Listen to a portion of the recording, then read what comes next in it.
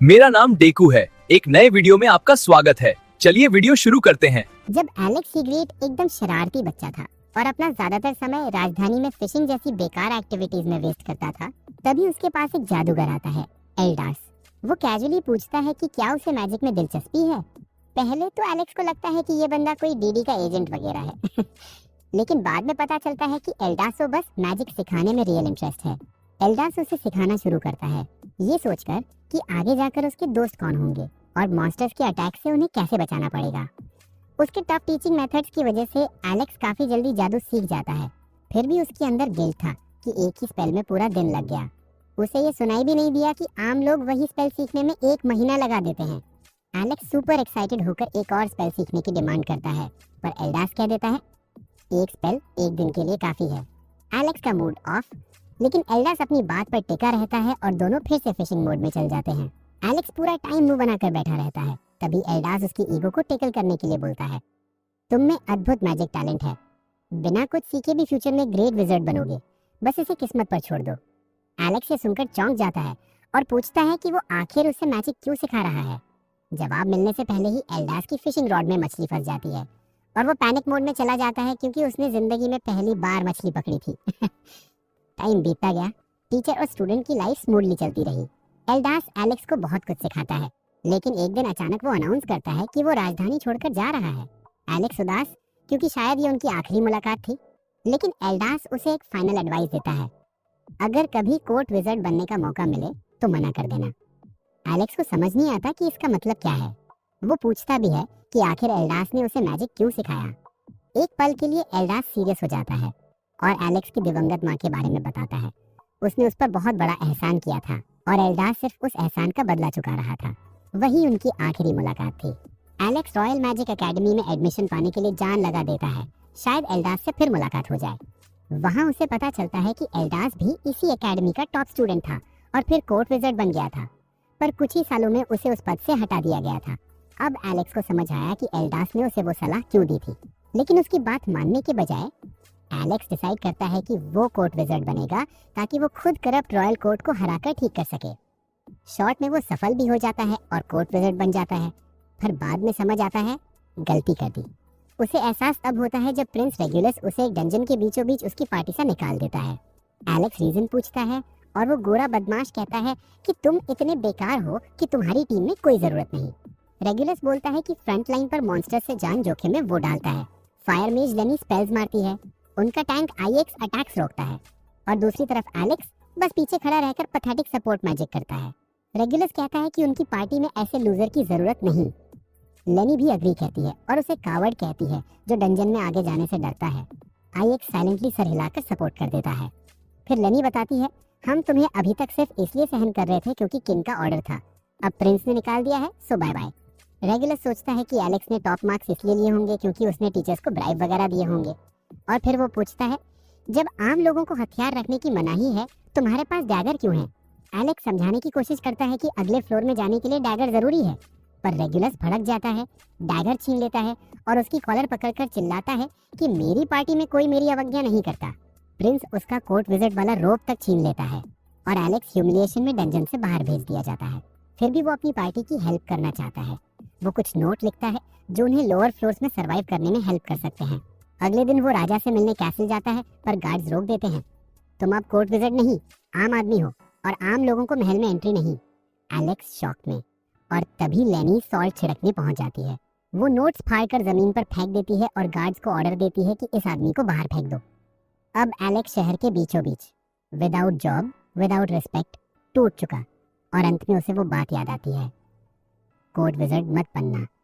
तभी अचानक एक जानी पहचानी आवाज उसका नाम पुकारती है। वो पलटता है, सामने एक रेड हेड लड़की उसे घूर रही होती है और फिर वो दौड़कर उसे हग कर लेती है। कुछ सेकंड बाद एलेक्स रिकॉग्नाइज करता है, ये तो योरहा है, उसकी एकेडमी डेज की पुरानी फ्रेंड। दोनों बैठकर बात करते हैं और एलेक्स उसे पूरी कहानी सुनाता है, कैसे उसे प्रिंस रेगुलस की पार्टी से निकाला गया और कोर्ट विज़र्ड की जॉब भी छिन गई। योरहा ये सब सुनकर अंदर से आग बबूला हो जाती है और उस पूरे किंगडम को कोसने लगती है कि कैसे वहाँ नोबल्स और नॉर्मल लोगों में साफ साफ भेदभाव किया जाता है। एलेक्स उसे जल्दी से शांत करता है, इससे पहले कि आसपास कोई सुन ले।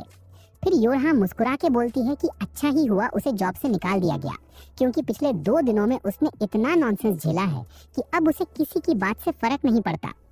तभी योरहा उसे वो पुराना वादा याद दिलाती है कि एक दिन वो उसे अपनी पार्टी में जरूर शामिल करेगी।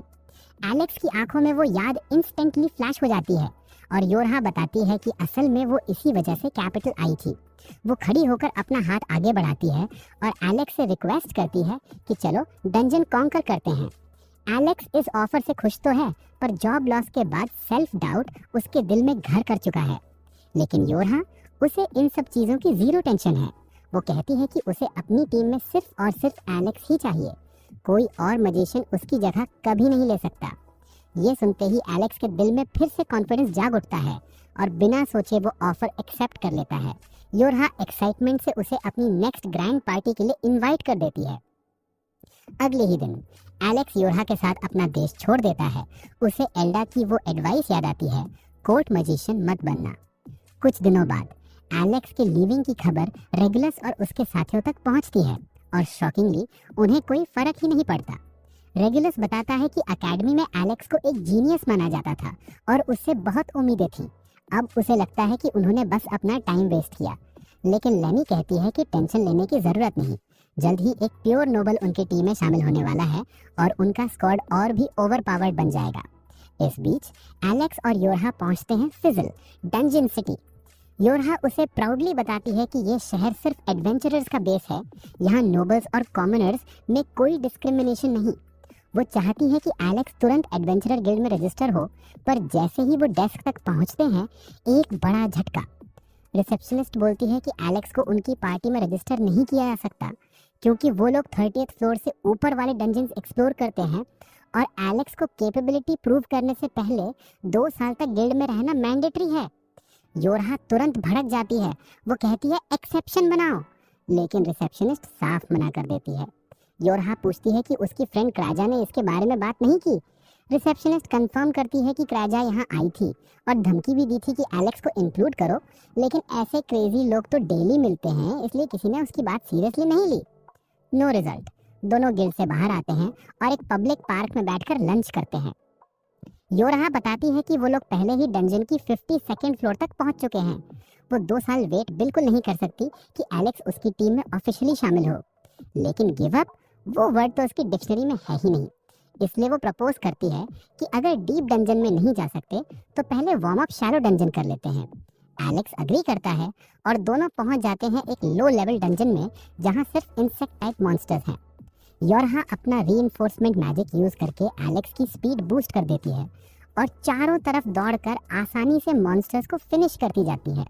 लेकिन जल्द ही सीन बदलने लगता है। मॉन्स्टर्स कम होने की बजाय और ज्यादा स्ट्रांग होते जा रहे हैं।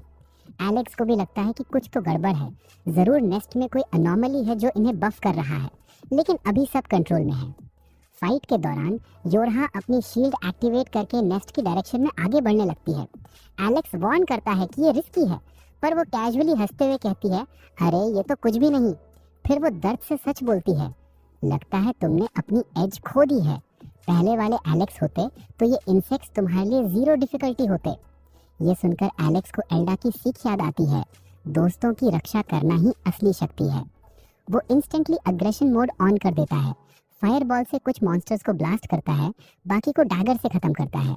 तभी एक मैसिव मॉन्स्टर स्वॉम्प उन्हें घेर लेता है, लेकिन अब योरहा घबराती नहीं। वो एक जाइंट बैरियर क्रिएट कर देती है, जिससे एलेक्स के पास टाइम आ जाता है एक वाइड रेंज स्पेल चार्ज करने का। बूम! एक ही स्पेल में सारे इंसेक्ट्स वैनिश। चुप्पी छा जाती है। योरहा उसकी पीठ पर हाथ रखकर प्राउडली बोलती है, देखा, अभी भी स्पार्क बाकी है। तभी जमीन हिलने लगती है और नीचे से एक जाइंट वर्म निकल आता है। शॉक में वो सीधे योरहा पर जंप कर उसे निगलने ही वाला होता है। एलेक्स चिल्लाता है, शील्ड एक्टिवेट रखो, मैं हूं ना। योरहा उस पर पूरा विश्वास करती है और मैजिक शील्ड रेस कर देती है। एलेक्स आग का एक विशाल सरपेंट समन करता है और उस वर्म को पूरी तरह जला के राख बना देता है। योरहा को फायर से कोई डैमेज नहीं होता और जमीन पर उतरते ही वो एलेक्स की तरफ दौड़ के आती है। वो एक्साइटेड होके कहती है कि वो अभी भी सबसे पावरफुल ऑफेंसिव मेज है जिसे वो जानती है, और ये बैटल उसे एकेडमी के दिनों में ले गई, वो टाइम जब उन्होंने एक 5 हेडेड ड्रैगन से फाइट की थी। जिसकी स्किल्स अत्यंत हार्ड और अटैक सुपर ब्रूटल थे। लेकिन एलेक्स ने प्रॉपर तैयारी के बाद सिर्फ एक ही स्पेल से उस मॉन्स्टर को खत्म कर दिया था और उसी जीत की बदौलत वे 68th फ्लोर तक पहुंच पाए। New academy record. उस टाइम जब वो बॉस को हराकर एकेडमी लौटे थे तो उन्हें the best team of the era कहा गया था। यहाँ तक कि उनकी ड्वार्फ इंस्ट्रक्टर रोजी भी समझ गई थी कि इन 4 स्टूडेंट्स में कुछ तो खास है। अनबीटेबल टीम वर्क, ट्रस्ट और परफेक्ट कोऑर्डिनेशन। हाँ, वे डंजन से घायल और खून में लथपथ लौटे थे, लेकिन चेहरे पर ह्यूज स्माइल्स थी क्योंकि उन्होंने सिर्फ रिकॉर्ड नहीं तोड़ा था बल्कि उसे बुरी तरह स्मैश कर दिया था। प्रीवियस बेस्ट टीम तो बस 32nd फ्लोर तक ही पहुंची थी और अब एलेक्स फिर से उसी लेजेंडरी ग्रुप का हिस्सा बनने की ओर बढ़ रहा है। आखिरकार ग्रेजुएशन का दिन आ ही गया और बॉनी रोजी ने अपने अंक घोषित किए। बस रीन कक्षा में चौथे स्थान पर रही, उसके बाद क्रेजा तीसरे, योरहा दूसरे और आखिरकार एलेक्स जो अब तक का सबसे शानदार स्कोर लाने वाला छात्र था और कक्षा का विदाई भाषण देने वाला था। उनके चेहरे पर खुशी और उम्मीद झलक रही थी क्योंकि उन्होंने अपने प्रशिक्षक का मजाक भी सहा था और उसके लिए मार भी खाई थी। जब वे एकेडमी से बाहर निकल रहे थे, बाकी छात्र ईर्ष्या और आश्चर्य से उन्हें देख रहे थे, मानो यह अब तक की सबसे बेहतरीन पार्टी हो। बस एक ऐसा दल जो निश्चित रूप से महान बनने वाला था और यह बात एलेक्स को भी पता थी कि जल्द ही वह निर्णय लेगा कि वह साहसी के रूप में करियर नहीं बनाएगा बल्कि दरबारी जादूगर बनना चाहता है। बस उसके दल के सदस्य थोड़े स्तब्ध हुए, लेकिन उन्हें समझ आ गया कि दरबारी जादूगर की जिंदगी अपेक्षाकृत आसान है, स्थिर वेतन है और काम में स्थिरता भी है। बस वे निराश जरूर थे, लेकिन एलेक्स को कभी दोष नहीं दिया और भविष्य के लिए शुभकामनाएं दी। योरहा ने वादा किया कि एक दिन वे फिर से एक साथ काम करेंगे। बस वर्तमान में वही वादा साकार होता दिखता है जब योरहा और एलेक्स एक साथ जश्न मनाते हैं। बस एक गिलास शराब के बाद योरहा पूरी तरह नशे में धुत हो जाती है। उसे इस बात पर गुस्सा आता है कि वे अभी भी गहरी काल कोठरी में नहीं जा सकते, लेकिन जल्दी ही वे वही बेंच पर सो जाती है। एलेक्स मुस्कुराता है और याद करता है कि एकेडमी के दिनों में भी वे लगभग ऐसी ही थी। बस एक सच्चे सिंप की तरह वह अपनी जैकेट उसके ऊपर डाल देता है ताकि वह गर्म रहे। बस लेकिन बार के अंदर एक आदमी है जो सिंप लोगों को पसंद नहीं करता क्योंकि वह सिग्मा ग्रैंड में है। वह एलेक्स के पास आता है और उसके बेटा होने का मजाक उड़ाता है, लेकिन एलेक्स उसे पूरी तरह अनदेखा कर देता है क्योंकि वह आदमी एंड्रू टेटर टॉट का फैन है। गुस्से में वह बोतल उठाता है, लेकिन एलेक्स तुरंत मैना शील्ड का इस्तेमाल करता है और हमले को रोक देता है। बस आदमी खुश होकर मुस्कुराता है कि आखिरकार उसे ध्यान मिला। बस वह पहले से जानता था कि एलेक्स दरबारी जादूगर है और कहता है कि उसे उम्मीद नहीं थी कि कोई कुलीन साहसी बनने की कोशिश में घूमेगा। बस फिर वह अपनी जेब से एक कार्ड निकालता है जो साहसी पास होता है और उसे मेज पर रख देता है। एलेक्स उलझन में है और पूछता है कि ये क्या है, लेकिन आदमी बस इतना कहता है कि बोटल से उसकी परीक्षा लेने के लिए माफी मांग रहा है, लेकिन एक शर्त भी है। अगर एलेक्स पास लेना चाहता है तो उसे अपना जादू दिखाना होगा। बस एलेक्स अभी भी उलझन में ही था कि योरहा बेहोशी की हालत में उठती है और गिल्ड मास्टर से पूछती है कि वह यहाँ क्या कर रहा है। बस एलेक्स समझ नहीं पाता कि पास क्यों दिया जा रहा है, लेकिन गिल्ड मास्टर बिल्कुल शांत रहता है। वह उन्हें ट्रेनिंग ग्राउंड ले जाता है और कहता है कि यह अंडरग्राउंड ट्रेनिंग एरिया है जहाँ वे लेवल अप करने वाले ग्रुप्स की परख करता है। यहीं एलेक्स अपनी ताकत दिखाएगा। योरहा कहती है कि शायद अभी सही समय नहीं है क्योंकि एलेक्स ने शराब पी है, लेकिन एलेक्स दावा करता है कि उसके पास अभी भी लड़ने का मन बचा है। गिल्ड मास्टर औपचारिक रूप से एलेक्स को लेवी के रूप में परिचित कराता है। पॉज। एलेक्स के दिमाग में घंटी बजती है क्योंकि वह समझता है कि गिल्ड मास्टर एक बहुत शक्तिशाली जादूगर है जिसने कुछ समय पहले एक एस रैंक पार्टी का नेतृत्व किया था। वह हंसते हुए कहता है कि ये अब धुंधली यादें हैं, जरूरतें सरल हैं, बस उसे अपने जादू से प्रभावित करना है। स्पारिंग सेशन शुरू होता है। बस एलेक्स अपने आक्रामक वज्र जादू का इस्तेमाल करता है, लेकिन लेवी कुशलता से बच जाता है और पानी का जादू फेंकता है। एलेक्स चकमा देता है और समझता है कि रेंज में लेवी का पलड़ा भारी है। वह नजदीकी मुकाबले की रणनीति अपनाता है, लेकिन लेवी पीछे हटने के बजाय जमीन पर मुक्के पटकता है और सुदृढ़ीकरण जादू से अपनी गति बढ़ाता है। बस लेवी एलेक्स पर दौड़ता है, किनारे करता है और अविश्वसनीय गति से उसके चारों ओर घूमता है। आखिरी मोमेंट में मुक्का मारने की कोशिश करता है, जिसे एलेक्स मैना शील्ड से रोकता है। मुक्के की तीव्रता से ढाल टूट जाती है और एलेक्स दीवार से टकराकर गिरता है। लेवी इसकी दृढ़ता देखकर प्रभावित होता है, लेकिन कहता है कि अधिकतर लोग इस मुक्के से बच नहीं सकते। एलेक्स धूल से बाहर निकलता है और कहता है कि लेवी वाकई एक सच्चा एस रैंक एडवेंचरर है। पॉज। उसका बेपरवाह स्वभाव देखकर लेवी थोड़ा उलझन में है क्योंकि उसे उम्मीद थी कि एलेक्स डर और चिंता में होगा, लेकिन एलेक्स अब किसी नियम से बंधा नहीं है। वे पूरी तरह आजाद है और अपने जादू का पूरा इस्तेमाल कर सकता है। पॉज। लेवी हंसता है और पूरी ताकत से हमला करने को कहता है। पॉज। एलेक्स अपनी कड़ी लकड़ी निकालता है और उसे जादुई ब्लेड में बदल देता है। लेवी फिर पानी के गुब्बारे फेंकता है, लेकिन एलेक्स पहले गुब्बारे को चकमा देकर अगले पर वार करता है। आक्रामक नाटक में लेवी भी वैसा ही करता है, लेकिन यह सब एलेक्स की योजना है। पॉज। लेवी सब शक्तिवर्धक जादू का इस्तेमाल करता है, जाल बिछाता है और बिजली से हमला करता है, फिर दूसरी तरफ चला जाता है। पॉज। वह कुछ पलों के लिए स्थिर खड़ा रहता है और कहता है कि एलेक्स वाकई कुछ और ही है, क्योंकि उसने उसके जादू पर काबू पा लिया है। पॉज। लेकिन एलेक्स को हैरानी होती है कि लेवी का खेल अभी खत्म नहीं हुआ है। वह ड्रैगन के शल्कों से ढके जादुई दस्ताने निकालता है, ताकत बढ़ाता है और सीधे एलेक्स पर झपटता है। पॉज। मुक्के जमीन पर गड्ढा बनाते हैं, लेकिन एलेक्स पीछे नहीं हटता। वह बिजली का जादू चलाता है, लेकिन लेवी वार को झटक देता है। लेवी हमला करता है और एलेक्स पर मुक्का चलाता है, जिसे एलेक्स अपनी ढाल से रोक लेता है, लेकिन पीछे धकेल दिया जाता है। वो सोचता है कि अब इस राक्षस से निपटने के लिए क्या करूं, लेकिन लेवी के पास और भी चालें हैं, क्योंकि वो अपने गॉन्टलेट्स की खास क्षमता का इस्तेमाल करता है, जिससे उसकी सारी चोटें तुरंत ठीक हो जाती हैं। लेवी समझता है कि जितनी ज्यादा लड़ाई खींचेगी, जीतने की उसकी संभावना उतनी ही कम होती जाएगी, इसलिए वो हमला तेज कर देता है और लगातार वार करता है। एलेक्स हर वार को रोकने की कोशिश करता है, लेकिन लेवी उसे ताना मारता है कि उसे और बेहतर करना होगा। एलेक्स भी थोड़ा मजाक करने का फैसला करता है, जो गिल्ड मास्टर को झुका देता है। वो शक्तिशाली पंच मारने की कोशिश करता है, लेकिन एलेक्स चकमा देकर हमला करने का अवसर पाता है। इससे गिल्ड मास्टर और भी परेशान हो जाता है, इसलिए वो हमले को तेज करता है। एलेक्स बड़ी चतुराई से उसके नीचे से चकमा देकर दीवार पर हमला कर देता है। हालांकि लेवी सांस लेने का मौका नहीं देता और दूसरा हमला करता है, जिसे एलेक्स ब्लॉक कर लेता है, लेकिन उसे हैरानी होती है कि गिल्ड मास्टर दिखने से कहीं अधिक शक्तिशाली है। 2 हाथों से प्रहार करने से पहले नुकसान सोख लेता है, जिससे हवा में धूल का बादल उठ जाता है। जैसे ही धूल छटती है, एलेक्स बिना किसी चोट के बाहर निकलता है और फिर से लेवी के पीछे जाने की कोशिश करता है। योरा तुरंत अपने पुनर्जनन जादू का इस्तेमाल करके एलेक्स की मदद के लिए दौड़ती है। अचानक रेन ट्रेनिंग ग्राउंड में प्रकट होती है और लेवी का मजाक उड़ाती है कि वो एस रैंक साहसी और अपनी सबसे मजबूत कला का इस्तेमाल कम रैंक वाले पर कर रहा है। लेवी उसे चुप लाने के लिए कहता है, क्योंकि वो बस एलेक्स की सीमाओं को परख रहा था। रेन एलेक्स को उठाकर एक कमरे में ले जाती है, जहां वो आराम कर सके, लेकिन अजीब वजह से वो उसके पैरों पर बैठी लेती है। वो बातें करते हैं कि अब तक एक साथ कितनी बार हुए हैं। तभी रिसेप्शनिस्ट कमरे में आकर कहती है कि गिल्ड मास्टर को तुरंत जरूरत है। लेवी उसका चेहरा पकड़कर उसे कमरे से बाहर खींच लेता है, जबकि रेन ढेर सारी शराब ले आती है और योरा से एलेक्स के साथ हुई सारी बातें बताने को कहती है। रेन गुस्से से कांपती है, क्योंकि उसे एहसास हुआ कि उसके दल ने उसे सारी सामग्री ढकवाई, इन्वेंटरी बनवाई, रक्षात्मक जादू के अलावा कोई जादू इस्तेमाल नहीं करने दिया और खंजर भी साथ नहीं रखा। वो अचानक योरा की ओर मुड़ता है और पूछता है कि एलेक्स रक्षात्मक जादू कैसे करता था, जबकि एकेडमी में ही उसका काम था और वो इसमें कभी अच्छा नहीं रहा। योरा कहती है कि एलेक्स ने इसे शुरू से सीखा और तब तक मेहनत की, जब तक वो पर्याप्त अच्छा नहीं हो गया। अब उसका रक्षात्मक जादू लगभग लेवी के स्तर का है। एलेक्स को एहसास होता है कि इतने समय तक युवराज की देखभाल करने के बाद भी उसे बेकार कहकर निर्वासित कर दिया गया। गुस्से में रेन अपनी बोतल तोड़ देती है, जिससे एलेक्स जाग जाता है। बारिश देखकर वो थोड़ी हैरान होती है, जबकि योरा खुशी से कहता है कि गिल्ड मास्टर ने उसे पास दे दिया।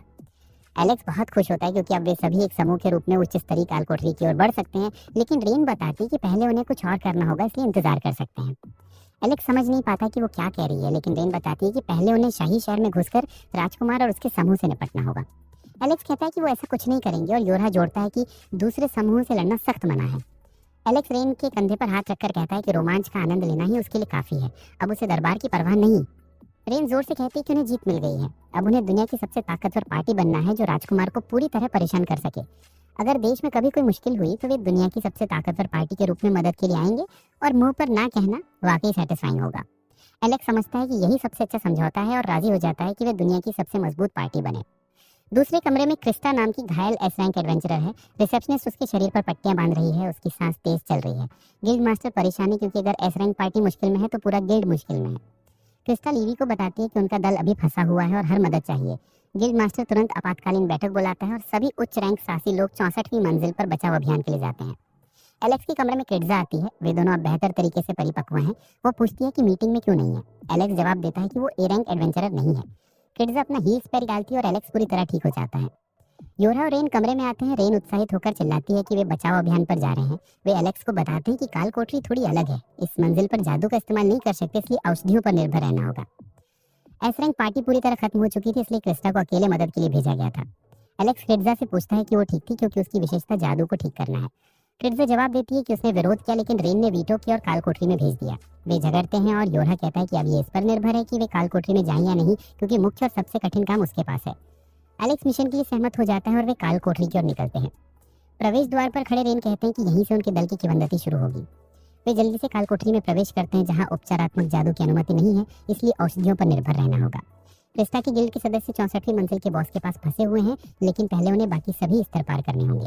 रेन को अचानक एहसास होता है कि अगर वे एक एक स्तर पर जाएंगे तो बहुत समय बर्बाद होगा, लेकिन योरहा अपने हाथ से एक जादुई क्रिस्टल निकालती है और कहती है कि क्रिस्टा ने उन्हें ये दिया है। इससे वे बाकी सभी स्तर छोड़कर सीधे 64वें स्तर पर टेलीपोर्ट कर सकते हैं। एलेक्स को तुरंत समझ में आता है कि ये क्रिस्टल कितनी दुर्लभ और कीमती वस्तु होगी, लेकिन क्रिस्टा का ध्यान सबसे पहले अपने साथियों को बचाने पर है, इसलिए उसने दूसरों को भी ये क्रिस्टल दे दिया ताकि वे सीधे लक्ष्य स्तर तक पहुंच सकें।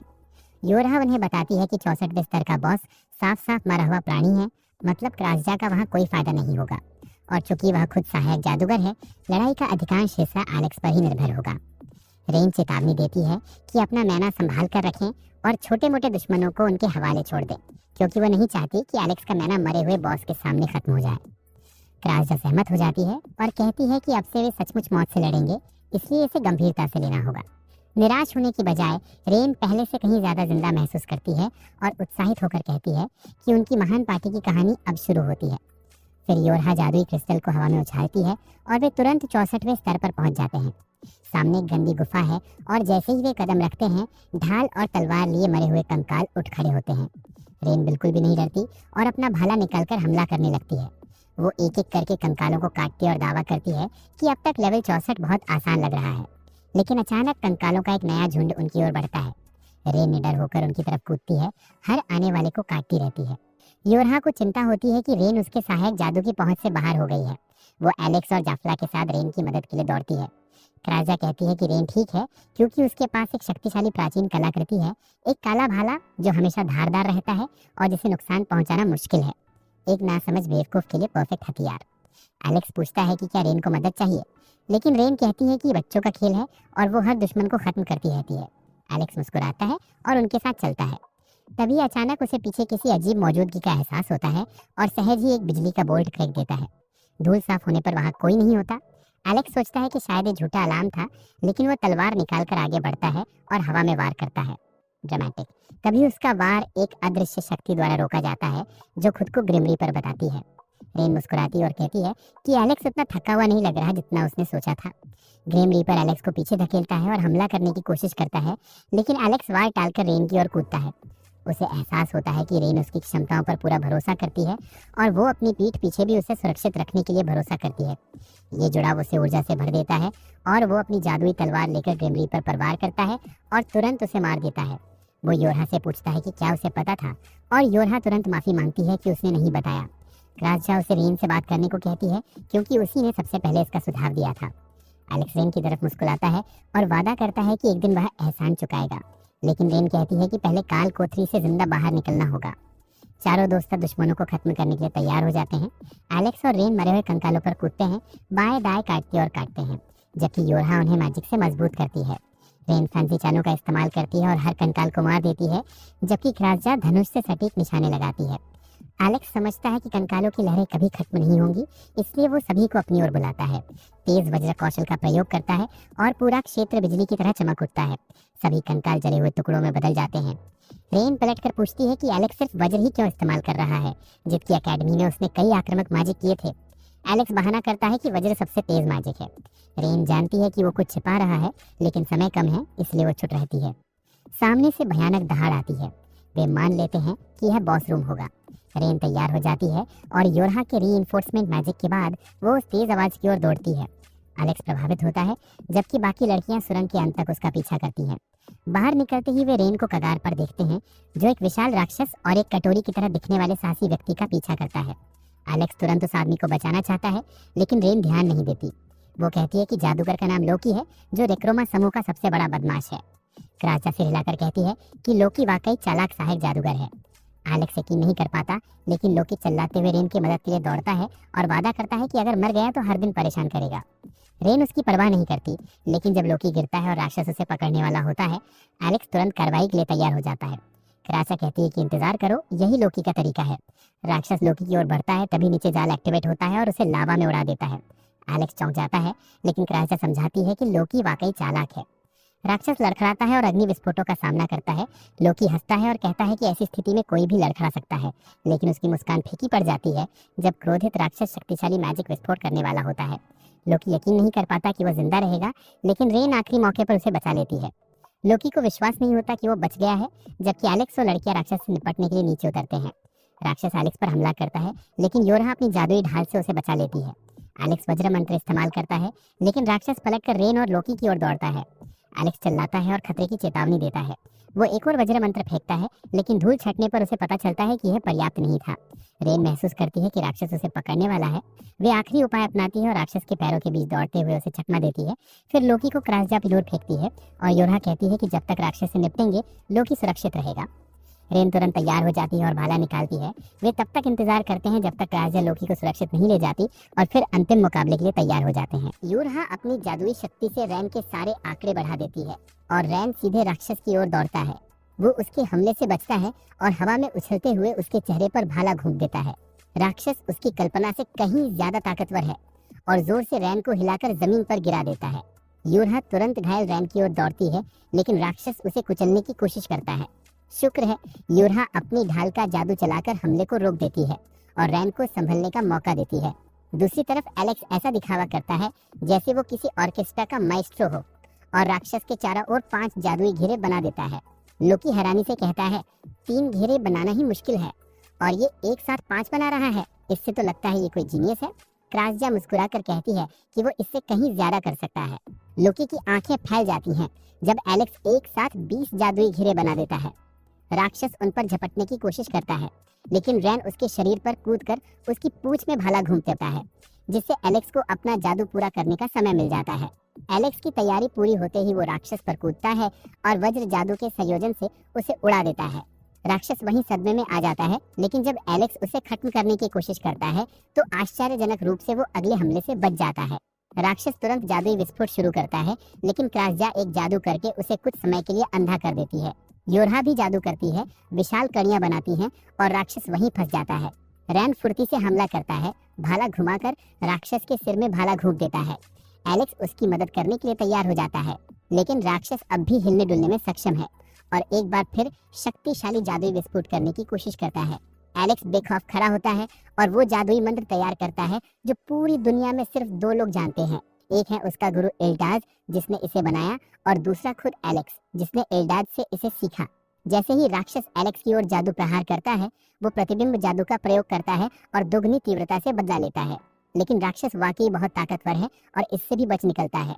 बमुश्किल अपनी जान बचाकर राक्षस एक बार फिर हमला करने वाला होता है। इस बार एलेक्स परावर्तन जादू के साथ कई जादुई घेरे बनाता है और राक्षस को भयानक नरक में घेर लेता है। रैन राक्षस का सिर आधा काटकर काम पूरा करता है। विजय के बाद वे जश्न मनाने लगते हैं, लेकिन एलेक्स मदद के लिए लोकी को धन्यवाद देता है और वो कहता है कि वो पहले से सब जानता था क्योंकि वो दरबारी जादूगर है। एलेक्स जवाब देता है कि उसने वो काम छोड़ दिया है। लोकी कहता है कि ये राजकुमार और उसके दल के लिए बड़ा नुकसान है। फिर वो कहता है कि जिस राक्षस से वो लड़ रहे थे वो असली फ्लोर बॉस नहीं बल्कि एक सब बॉस था। सब बॉस इतना मूर्ख था कि अपने पीछे खुद को अलग थलग कर लिया। एलेक्स और साथियों को ये सुनकर सचमुच चौंक लगती है। लोकी बताता है कि सब बॉस असल में नेक्रोमैंसर है, काले कवच पहने एक शूरवीर की तरह। वो दावा करता है कि शारीरिक हमले उतने असरदार नहीं हैं और सिर्फ थोड़े समय के लिए काम करते हैं। फिर वो एलेक्स की ओर मुड़ता है और उसे जादू की छड़ी देता है जिसके सिरे पर क्रॉस बना है। एलेक्स तुरंत पहचान लेता है। लोकी बताता है कि ये प्राचीन कलाकृति है और एलेक्स के हाथ में आते ही वो तलवार में बदल जाती है। रैन हैरान है, पूछता है लोकी इतनी कीमती चीज क्यों दे रहा है। लोकी बस हंसता है और कहता है कि वो एलेक्स को मोहरा बनाकर इस्तेमाल करना चाहता है। सब चौंक जाते हैं, लेकिन लोकी समझाता है कि एलेक्स कमजोर जादूगर लगता है। अगर वो मोहरा बनेगा तो बॉस को अपनी ओर खींचेगा, फिर वे घात लगाकर बॉस को हराकर एस रैंक राक्षस को हराने का गौरव पा सकते हैं। इसी बीच एलेक्स और बाकी लोग कालकोठरी में अपनी जान बचाने के लिए संघर्ष कर रहे थे, जबकि राजकुमार और उसका दल महाद्वीप के दूसरे ओर थे, लेकिन उनकी हालत बिल्कुल उल्टी थी। वो गुफाओं में इधर उधर भागते हुए कैटरपिलर राक्षसों के झुंड से बचने की कोशिश कर रहे हैं। राजकुमार उलझन में है। कुछ महीने पहले ये निम्न स्तरीय कैटरपिलर राक्षस आसान अभ्यास होते, लेकिन अब इनसे लड़ना मुश्किल लग रहा है। वो अपनी जादूगरनी से चिल्लाता है कि जानवरों पर अपना आक्रामक जादू चलाओ, लेकिन जादूगरनी डर से कुछ भी नहीं करती और रोने लगती है। राजकुमार गुस्से में कहता है कि ये नीच दिमाग के हारे हुए लोग हैं और खुद राक्षसों का सामना करने के लिए आगे बढ़ता है। वो कसम खाता है कि तलवार की एक ही वार से उन्हें खत्म कर देगा, लेकिन जैसे ही वार करता है राक्षस की सख्त त्वचा पर वार लौट आता है और वो हिल जाता है। बिना देर किए राक्षस राजकुमार को थप्पड़ मारता है। वो जमीन पर गिरता है और साथियों को उसे बचाने के लिए दौड़ना पड़ता है। अपने साथियों की पीठ पर लादे जाने के दौरान राजकुमार सोचता है कि ये सब ठीक नहीं लग रहा। उसका शरीर भारी लगता है, हरकतें सुस्त हैं और तलवार बहुत भारी और मुश्किल लग रही है। उसे एहसास होता है कि ये सब तब शुरू हुआ जब उसने एलेक्स को अपनी पार्टी से निकाल दिया था। एलेक्स बेहतरीन दरबारी जादूगर था और सहायक जादू इतनी सहजता से करता था कि राजकुमार और पार्टी हमेशा सोचते थे कि वो अविश्वसनीय रूप से शक्तिशाली हैं। सच तो ये था कि एलेक्स ने उनकी क्षमताएं इतनी बढ़ा दी थी कि किसी को पता ही नहीं चलता, लेकिन राजकुमार कभी यकीन नहीं करता। वो बस सोचता है कि एलेक्स ने गुस्से में उसे श्राप दे दिया होगा। जब वो महल लौटता है, चिकित्सक मरहम पट्टी करते हैं। इसके बाद वो अपने निजी जादूगर वोगान को बुलाकर जांच करता है कि वो किस श्राप से जूझ रहा है। वोगान कुछ देर जांचता है, फिर बताता है कि कोई श्राप नहीं है। राजकुमार यकीन नहीं करता और दोबारा जांच करने को कहता है, क्योंकि उसे 30वीं लेवल के आसान राक्षस से निपटने में इतनी परेशानी नहीं होती, जबकि वो अब 40वीं मंजिल से आगे जा चुका है। वोगन एक पल रुककर सोचता है और जवाब देता है कि शायद इसकी वजह यह है कि उसके पास अब कोई सहायक जादू नहीं है। राजकुमार के अहंकार को ये बात चोट पहुंचती है और वो घमंड से कहता है, मुझे किसी सहायक जादू की जरूरत नहीं, ये सिर्फ बेहद कमजोर साहसी ही इस्तेमाल करते हैं। वोगन जानता है कि राजकुमार थोड़े मूर्ख हैं और कुछ भी नहीं समझते, लेकिन वो अपनी बात कहने से बचता है और पूछता है, क्या एलेक्स ने आपको नहीं बताया कि 30वीं मंजिल थोड़ी मुश्किल हो सकती है क्योंकि वहाँ जादू का सहारा काम नहीं करता? राजकुमार जवाब देता है, एलेक्स एक आम किसान है, उसे इस बारे में कुछ पता नहीं। लेकिन वोगन इस बात पर यकीन नहीं करता। वो कहता है कि एलेक्स उस दिग्गज दल में था जिसने पिछले सारे रिकॉर्ड तोड़ दिए और स्नातक होने से पहले ही 68वीं मंजिल तक पहुंच गया। राजकुमार हंसते हुए कहता है, कोई आम किसान ऐसा करने का सपना भी नहीं देख सकता। ये सब कहानियां तो आम लोग अपनी भलाई के लिए गढ़ते हैं। वोगन को एहसास होता है कि राजकुमार जैसे बेवकूफ से बहस करना बेकार है, लेकिन उससे पहले ही एक दूत दरवाजा खोलता है और राजकुमार को दरबार में बुलाया जाता है, क्योंकि उसके पिता राजा उसे पूर्व दरबारी जादूगर एलेक्स के बारे में बात करना चाहते हैं। राजकुमार उठकर वोगन के साथ दरबार के लिए निकलता है। दरबार पहुंचते ही वे अपने पिता को सिंहासन पर बैठे पाते हैं और पूछते हैं कि वे किस बारे में बात करना चाहते हैं। राजा सीधे सवाल करते हैं, क्या तुम्हें दरबारी जादूगर एल्डास याद है? राजकुमार थोड़ा उलझन में है क्योंकि वो उस समय बहुत छोटा था। राजा बताते हैं कि बहुत समय पहले एल्डास नाम का एक सरदार दरबारी जादूगर बनकर उनके पास आया था। उसका परिवार प्रभावशाली था, इसलिए उसे जादूगर के रूप में सिफारिश और चुना जाना आसान था। लेकिन एल्डास दूसरों से अलग था। उसने लगातार भेदभाव के खिलाफ लड़ाई लड़ी और राजा से कहा कि राज्य की कार्यप्रणाली बदलनी होगी। इस अपमान से क्रोधित होकर राजा ने उसे निर्वासित कर दिया और उसकी सभी उपाधियां और कुलनाम छीन लिए। राजकुमार मन ही मन हंसता है और कहता है, उस मूर्ख जादूगर को यही मिलना चाहिए था। कोई कुलीन भी राजा से इस तरह बात नहीं कर सकता। उसके पिता उदास आंखों से उसे देखते हैं और कहते हैं, एल्डास अलग था। उसने आम आदमी की तरह जादू अकेडमी में दाखिला लिया और अपनी कक्षाओं में अव्वल रहा। स्नातक होते समय वो अव्वल छात्र और विदाई भाषण देने वाला बना। इसी वजह से उसे एक बार फिर दरबारी जादूगर चुना गया, लेकिन इस बार सिर्फ उसके हुनर की वजह से, न कि परिवार के रुतबे से। राजा बताते हैं कि एल्डास उसे 2 साल तक ये सिखाता रहा कि आम लोगों के साथ कैसे व्यवहार करना चाहिए, क्योंकि उनमें से कुछ के पास अद्भुत हुनर है। लेकिन राजा ने उसकी एक न सुनी और एक दिन एल्डास अचानक गायब हो गया। राजकुमार उलझन में है कि पिता ये सब क्यों बता रहे हैं, लेकिन आखिरकार राजा कहते हैं कि अब समय आ गया है कि राज्य की कार्यप्रणाली सुधारी जाए और एलेक्स जैसे प्रतिभाशाली आम लोगों की जरूरत है। राजकुमार अपने कानों पर विश्वास नहीं करता और कहता है, एलेक्स एक बेकार इंसान है। लेकिन राजा एक फटा हुआ चर्म पत्र निकालते हैं जिस पर पूरी 30वीं मंजिल का विवरण, वहां पाए जाने वाले राक्षसों का नक्शा और उसे साफ करने का तरीका लिखा है। राजा का दावा है कि केवल वही व्यक्ति जो 30वीं मंजिल को कई बार साफ कर चुका हो उसे इतने विस्तार से लिख सकता है। राजकुमार चौंक जाता है और कहता है, हम किसी आम आदमी से मदद नहीं मांग सकते, ये मेरी शिक्षा के खिलाफ है। राजा शर्म से झुकते हैं और कहते हैं कि उसके अपने तरीके कई मायनों में गलत रहे हैं, लेकिन वो उन्हें सुधारेंगे। अब मूल्यांकन वर्ग और पद से नहीं बल्कि कौशल और शक्ति से किया जाएगा। राजकुमार अविश्वास से पिता को घूरता है, फिर बीमार होने का बहाना बनाकर दरबार छोड़ देता है। मुख्य काल कोठरी में लोकी अभी भी फ्लोर बॉस से निपटने की योजना बना रहा है। वो एलेक्स से कहता है कि सिर्फ दी हुई तलवार का इस्तेमाल करे, किसी जादू का नहीं। एलेक्स अभी पूरी योजना को नहीं समझ पा रहा है और कहता है, राक्षस शारीरिक प्रहारों से सुरक्षित है तो तलवार क्यों? राजा को अचानक एहसास होता है कि लोकी राक्षस को ये सोचने पर मजबूर करना चाहता है कि एलेक्स असल में तलवारबाज है, जादूगर नहीं, ताकि राक्षस उसे खतरा न समझे। लेकिन इसका मतलब उसे समझ नहीं आता, क्योंकि राक्षस वैसे भी हमला करेगा। लोकी अपनी उंगली हिलाते हुए कहता है कि वो यकीन है राक्षस बुद्धिमान है और अपनी चाल पहले से तय कर सकता है। वो तलवारबाजी में भी माहिर है। एलेक्स चौंक जाता है, लेकिन उत्साहित भी है क्योंकि वो सचमुच ऐसे राक्षस को देखना चाहता है। आखिरकार वे योजना पर सहमत हो जाते हैं, लेकिन बॉस रूम अभी दूर है। लोकी का दावा है कि वे आसानी से वहां टेलीपोर्ट हो सकते हैं। योरा घबरा जाती है और कहती है कि टेलीपोर्टेशन जादू बेहद गोपनीय है, सिर्फ उच्च अधिकारी इस्तेमाल करते हैं। लेकिन रेन जानता है कि लोकी इसे आसानी से कर सकता है। वो तुरंत जादुई घेरा बनाना शुरू करता है, जबकि एलेक्स योरा से बात करता है कि अगर टेलीपोर्टेशन जादू के दौरान पकड़े गए तो सारा दोष लोकी पर कैसे मढ़ेंगे। एलेक्स अभी भी भरोसा करने में हिचकिचा रहा है।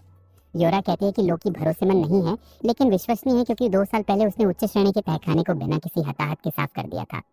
एलेक्स हैरान रह जाता है और योरा आगे बढ़ती है। लोकी का समूह का नेता भी अच्छा इंसान है, इसलिए सब ठीक होना चाहिए। जादुई घेरा बन जाने के बाद वे उस पर खड़े होते हैं और पूरा क्षेत्र बैंगनी रंग का चमकने लगता है। योरा हैरानी से देखती है कि लोकी सचमुच टेलीपोर्ट मंत्र इस्तेमाल कर सकता है। वो चेतावनी देती है कि उन्हें सतर्क रहना होगा, क्योंकि वे सीधे बॉस रूम में टेलीपोर्ट किए जाएंगे। वे रेन के ऊपर गिरते हैं और देखते हैं कि उनके सामने एक विशालकाय डार्क नाइट 3 लोगों के एक दल से लड़ रहा है। उस दल का जादूगर तुरंत आदेश देता है कि उनमें से एक पीछे हटकर मदद लेकर आए, क्योंकि अगर वे इस जगह से जिंदा निकलना चाहते हैं तो उन्हें जादूगर या उससे भी ऊंचे स्तर का होना पड़ेगा। लड़की तुरंत भाग जाती है, जबकि छोटा योद्धा नाइट पर हमला करने के लिए झपटता है, लेकिन जादूगर उस पर आग का जादू चलाने लगता है और हमला रुक जाता है। हालांकि शूरवीर के कवच पर एक खरोच तक नहीं आती और एल्फ को समझ आता है कि यहाँ वे पूरी तरह परास्त हैं। लेकिन इससे पहले कि वो कोई योजना बना पाए, रेन बेतहाशा तेजी से आगे निकल जाता है और अपना भाला राक्षस पर फेंकता है। शूरवीर उसे पीछे धकेलते हुए रोक देता है। रेन के चेहरे पर उत्साह झलकता है। ये राक्षस अविश्वसनीय रूप से शक्तिशाली है। एलेक्स चुपके से पीछे से हमला करने की कोशिश करता है, लेकिन शूरवीर कूदकर वार को चकमा दे देता है। बॉस तुरंत नए विरोधियों की ओर दौड़ता है और तलवारों और भालों के वारों का सिलसिला जारी रखता है। क्रेजा और लोकी दोनों नए साहसी लोगों द्वारा छलांग लगाने के बाद बाकी 2 साहसी लोगों को सुरक्षित जगह पर ले जाते हैं। फ्लोर बॉस कोई कमजोरी नहीं दिखाता, हमले जारी रखते हुए उन्हें पीछे हटने पर मजबूर कर देता है। उसकी तलवारों की बौछार एलेक्स और रेन को थका रही है। रेन एक नई चाल आजमाता है और अपनी तलवार निकालकर राक्षस पर झपटता है, ठीक जैसे उसने सोचा था। शूरवीर हवा में उछलकर वार से बचता है, लेकिन रेन भाले के सिरे से उसका लबादा जमीन पर गाड़ देता है, जिससे वो अटक जाता है और एलेक्स को मौका मिल जाता है। एलेक्स तुरंत राक्षस पर हमला करता है और एक सटीक वार से शूरवीर का सिर धड़ से अलग कर देता है। उसका शरीर लंगड़ाकर जमीन पर गिर जाता है, लेकिन जैसे ही उन्हें लगता है कि लड़ाई खत्म हो गई है, शूरवीर फिर से जीवित हो जाता है और बिना सिर के खड़ा होकर एलेक्स और उसके साथियों की ओर बढ़ता है। एलेक्स को एहसास होता है कि ये कोई बिना सिर का घुड़सवार है और विशाल राक्षस जिसे उन्होंने पहले मारा था वही इसका सवार रहा होगा। बिना सिर का शूरवीर तेज रफ्तार से हमला करता है, लेकिन एलेक्स मुश्किल से वार को रोक पाता है। रेन तुरंत हमला करता है और एलेक्स के साथ मिलकर शूरवीर को दूर धकेल देता है। लड़ाई अभी खत्म नहीं हुई। शूरवीर अपना सिर पकड़कर ऊर्जा के विस्फोट से उसे शरीर पर वापस लगा देता है। फिर से एलेक्स पर वार करता है, जो मुश्किल से रोक पाता है, लेकिन दीवार से टकराकर गिर जाता है। शुक्र है कि योरा अपनी ढाल का इस्तेमाल करती है और एलेक्स की जान बच जाती है। एलेक्स जल्दी से उपचार औषधि पीता है और रेन के साथ जुड़ जाता है ताकि उसे भी पुनर्जीवित होने का समय मिल सके। वे मरे हुए राक्षस के खिलाफ लड़ाई जारी रखते हैं, जबकि लोकी अपनी योजना पर ध्यान केंद्रित करता है। अंततः लोकी युद्ध के मैदान में प्रकट होता है और पूरा अखाड़ा बैंगनी जादुई आभा से जगमगा उठता है। शूरवीर घबरा जाता है। उसे एहसास होता है कि लोकी एक जादूगर है और यही उसकी मौत का रास्ता है। फ्लोर बॉस अविश्वसनीय गति से दौड़ता है और एलेक्स कुछ कर पाने से पहले उसकी छाती पर वार करता है। लोकी का बेजान शरीर खून से लथपथ जमीन पर गिर जाता है, लेकिन यह सब उसकी योजना का हिस्सा था। राक्षस ठीक उसी जगह पर पहुंच जाता है जहां लोकी चाहता था और बर्फ के ढेर में फंस जाता है, जिससे उसकी गति धीमी हो जाती है। रेन तुरंत एक टेलीपोर्टेशन जादुई जाल बनाता है, राक्षस के पीछे पहुंचता है, उसे चाकू मारता है और पीछे हट जाता है। दूसरी छोटी लड़ाकू भी मदद के लिए आगे आती है, लेकिन शूरवीर भागने में कामयाब हो जाता है और फिर फंस जाता है। राक्षस बहुत नाराज हो जाता है और स्पाइडरमैन की तरह दीवार पर चढ़कर जादूगर से निपटता है। वह सीधे क्रेजा पर हमला करता है, लेकिन लोकी बीच में कूदकर उसे अपने जादुई ब्लेड से रोक देता है। योरा तुरंत सुदृढ़ीकरण जादू का इस्तेमाल करती है और शूरवीर को फंसाने के लिए जंजीरों का गुच्छा बनाती है। लोकी कोई योद्धा नहीं है, लेकिन शूरवीर को पकड़कर इतनी देर तक रोकता है कि जादू उसे फंसाने में कामयाब हो सके। लोकी पूरी तरह थक कर गिर जाता है और एलेक्स की ओर देखता है। उसे अपने अद्भुत जादू से शूरवीर खत्म करने के लिए कहता है। एलेक्स तुरंत तैयार हो जाता है और पकड़े गए शूरवीर को घेरने के लिए ढेर सारे जादुई घेरे बनाता है। छोटी योद्धा हैरान है, उसने पहले किसी को एक साथ 5 जादुई घेरे बनाते नहीं देखा। लोकी को एहसास होता है कि कुछ गड़बड़ है, क्योंकि एलेक्स का मन कमजोर लग रहा है। वो खुद को खड़ा करने के लिए संघर्ष करता है और ज्यादा जादुई घेरे बनाता है। वो घुटनों के बल गिर जाता है। रेन की आशंका से घबरा जाता है, लेकिन फिर से खड़ा होकर और मन लगाता है ताकि राक्षस को एक बार में खत्म कर सके। जब फ्लोर बॉस के चारों ओर जादुई घेरे पर्याप्त हो जाते हैं, एलेक्स अपने वज्र जादू का इस्तेमाल करता है, जिसे त्वरण मंत्र से बढ़ाया गया है। पूरा इलाका बिजली से गूंज उठता है और फ्लोर बॉस भारी जादुई शक्ति से दर्द में चीखता है। लेकिन ये भी काफी नहीं होता, वो जंजीरों को तोड़ने लगता है। रेन हैरान है, वो समझ नहीं पा रहा कि इतना शक्तिशाली जादू झेलते हुए भी शूरवीर कैसे आगे बढ़ सकता है। योरहा समझती है कि उन्हें जल्दी खत्म करना होगा क्योंकि उसका सीलिंग जादू ज्यादा देर तक नहीं टिक पाएगा। एलेक्स जानता है कि योरहा भी सीमा पर है, इसलिए वह जादुई प्रभाव बढ़ाने की कोशिश करता है लेकिन नाकाम रहता है। लोकी दूर से देखता है और समझता है कि यह एलेक्स का दुन का दूसरा बड़ा जादुई विस्फोट है। अगर कोई सामान्य इंसान एलेक्स के पहले माना का आधा भी इस्तेमाल करता तो कोमा में चला जाता, लेकिन एलेक्स भी इंसान है और लगता है कि वो अपनी चरम सीमा पर पहुंच गया है। उसे यकीन नहीं हो रहा कि वो अपनी टीम को इस काम में विफल होने देगा। उसे याद है कि कितनी बेरहमी से उसे दरबारी जादूगर के पद से भगा दिया गया था, और हालांकि उसने स्कूल के दोस्तों को छोड़ दिया था, योरहा ने फिर भी खुशी खुशी उसे अपने ग्रुप में शामिल किया था। रेन और क्रेजा दोनों ही एलेक्स के साथ पूरी तरह तालमेल में थे और जानलेवा परिस्थितियों में भी उन पर पूरा भरोसा रखते थे। इससे एलेक्स में अचानक ऊर्जा की लहर दौड़ती है और वो अपनी छड़ी को ऐसे लहराता हुआ आगे बढ़ता है मानो कोई ऑर्केस्ट्रा में सबसे बड़ा संगीतकार हो। वो अपने सभी जादुई चक्रों को मिलाकर एक अविश्वसनीय रूप से शक्तिशाली बिजली का ड्रैगन बनाता है जो राक्षस को हराने की उसकी आखिरी उम्मीद है। लोकी और बाकी लोग इस शक्ति के प्रदर्शन को देखकर बस दंग रह जाते हैं। शूरवीर समझ जाता है कि अब वो बड़ी मुसीबत में है। वह अपनी पूरी ताकत लगाकर योरहा की जादुई जंजीरों को तोड़ता है और सीधे उस पर झपट पड़ता है। शुक्र है कि एलेक्स पूरी तरह तैयार था और उसने अपना बिजली का ड्रैगन सीधे राक्षस पर छोड़ा। शूरवीर अपनी विशाल तलवार से उसे रोकने की कोशिश करता है, लेकिन एलेक्स का जादू इतना शक्तिशाली है कि एक ही वार में वह केवल राख बचा पाता है। एलेक्स थके हुए धुंध में जमीन पर गिर पड़ता है क्योंकि उसका शरीर हिलने डुलने से इनकार करता है, लेकिन उसे यह जानकर खुशी होती है कि उसका दल सुरक्षित है और किसी को गंभीर चोट नहीं आई। योरहा तुरंत उसके ऊपर प्रकट होती है और उसकी जान बचाने के लिए धन्यवाद देती है, जिससे एलेक्स में फिर से ऊर्जा भर जाती है। वह उठकर योरहा से पूछता है कि क्या उसे चोट लगी थी। रेन और क्रेजानी वहां पहुंचते हैं और एलेक्स को धन्यवाद देते हैं क्योंकि उसकी वजह से वे सभी सुरक्षित रहे। लेकिन रेन जल्दी समझ जाता है कि एलेक्स अपनी कुछ भावनाओं और दरबारी जादूगर के रहते हुए अनुभव किए गए हादसों को छुपा रहा है। एलेक्स को बताता है कि वे सभी उसके दोस्त और दल के सदस्य हैं। रेन वादा करता है कि एलेक्स को अपनी बेचैनी और अंदर चल रही हर बात साझा करनी होगी जो उसके व्यवहार में बदलाव का कारण बन रही है। एलेक्स को एहसास होता है कि इस दुनिया में उसके सच्चे दोस्त हैं और वह अब कुछ भी छुपाने का वादा करता है।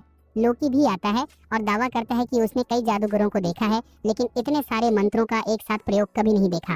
वो कहता है कि अगर एलेक्स ना होता तो शायद वे सब अब तक मर चुके होते। रेन यह सुनकर कहता है कि लोकी अब एलेक्स का बहुत बड़ा एहसानमंद है और लोकी सहमत हो जाता है। वह बेले से बात करता है और दावा करता है कि वे एलेक्स को सिफारिश देने के लिए तैयार हैं।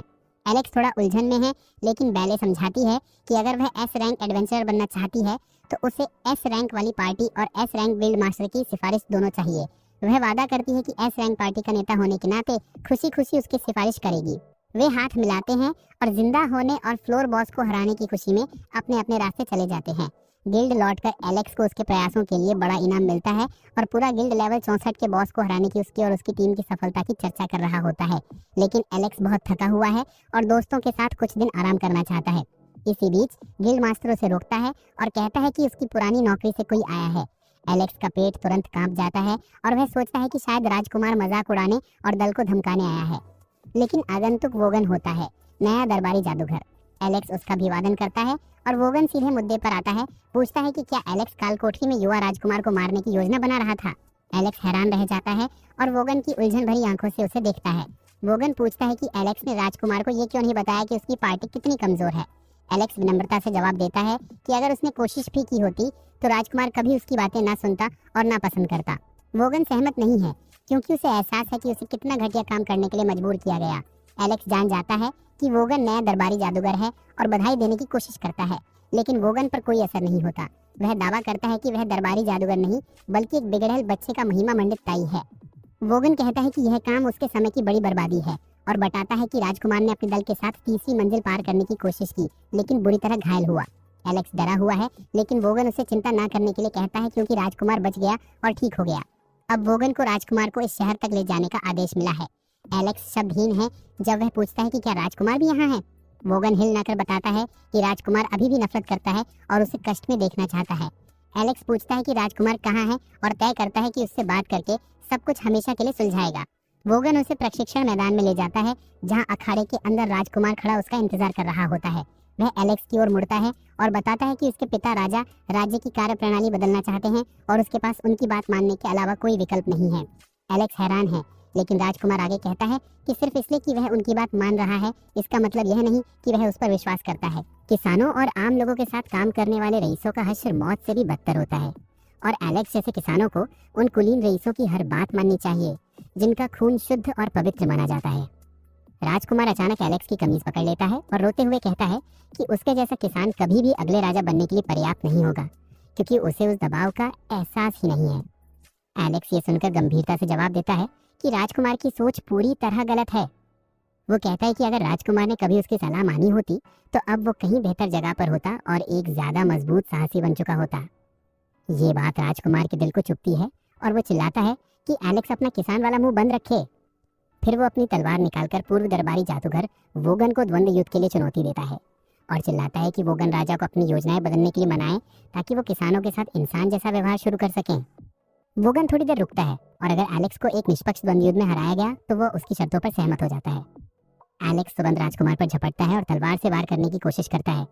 एलेक्स आसानी से वार को रोकता है, लेकिन देखता है कि राजकुमार दो छोटे खंजरों जैसी प्राचीन कलाकृतियों का इस्तेमाल कर रहा है। वह उसे कहता है, आओ आदमी की तरह सामना करो, और अपने हमलों की झड़ी जारी रखता है जिन्हें एलेक्स बिना सोचे समझे रोकता रहता है। एलेक्स को याद आता है शस्त्रागार में वो पल जब उसने राजकुमार को तलवार की जगह खंजर इस्तेमाल करने का सुझाव दिया था, क्योंकि तलवारें उस समय उसके लिए बहुत भारी थी। खंजरों के साथ राजकुमार पहले से तेज है, लेकिन एलेक्स के सामने उसकी कोई सानी नहीं है। वो बस किनारे हट जाता है और राजकुमार गिड़गिड़ाते हुए जमीन पर गिर जाता है। गुस्से से लाल राजकुमार फिर से उठता है और अपनी पूरी ताकत से हमला शुरू कर देता है। वहीं वोगन बताता है कि उसने राजकुमार को खंजर इस्तेमाल करने पर मजबूर किया था, क्योंकि उसे ऐसे बेवकूफ बर्दाश्त नहीं होते जो नहीं जानते कि वो क्या कर रहे हैं। एलेक्स लगातार राजकुमार के हर हमले को नाकाम करता है और अपनी छड़ी निकाल लेता है। राजकुमार घृणा से छड़ी को देखता है, याद करता है कि जब वो अकेले एक भी लेवल पार नहीं कर पाया था तब वो कितना उलझन में था। तभी उसे एहसास होता है कि वो इतना शक्तिशाली सिर्फ एलेक्स के सहायक जादू की वजह से महसूस कर रहा था। वो विश्वास करने से इनकार कर देता है और सोचता रहता है कि उसकी ताकत कम होने के पीछे कौन कौन से कारण और श्राप हो सकते हैं। आखिरकार वोगन ने एलेक्स द्वारा राजधानी छोड़ने से पहले बनाई गई योजना के टुकड़े टुकड़े कर दिए। एलेक्स ने हर अंश को बखूबी चित्रित किया, हर राक्षस और उसे हराने के तरीकों का वर्णन किया और राजकुमार की कमजोरियों और खूबियों को ध्यान में रखते हुए आगे बढ़ने के सबसे सही रास्ते सुझाए। राजकुमार को तभी एहसास होता है कि एलेक्स वाकई कलापति है, लेकिन वो इसे बर्दाश्त नहीं कर सकता। वो चिल्लाता है कि एलेक्स अपनी कलाकृतियां प्रकट करे और असली ताकत दिखाए। ये सुनकर एलेक्स फैसला करता है कि अब तमाशा खत्म करना होगा और वार करने से पहले अपनी पुरानी तलवार निकालता है। सिर्फ आभा ही राजकुमार की पैंट गीली करने के लिए काफी थी और वो मेरा वीडियो देखने के लिए धन्यवाद। अगला वीडियो देखने के लिए सब्सक्राइब करना न भूलें।